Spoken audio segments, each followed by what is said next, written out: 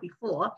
Now we keep on doing this demonstration to let everybody understand in this situation and during the holidays, what you can do for your family members, especially for your lovers and your sweetheart, make them feel happy, and you also feel so happy for that. First, you clear all the hairs on the back,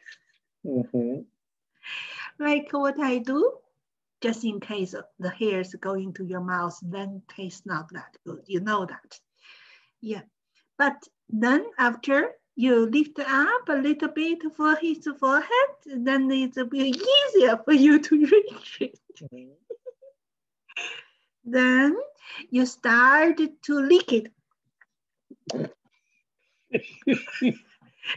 This is the first step. Right. Then second step, you start to bite it. Ooh.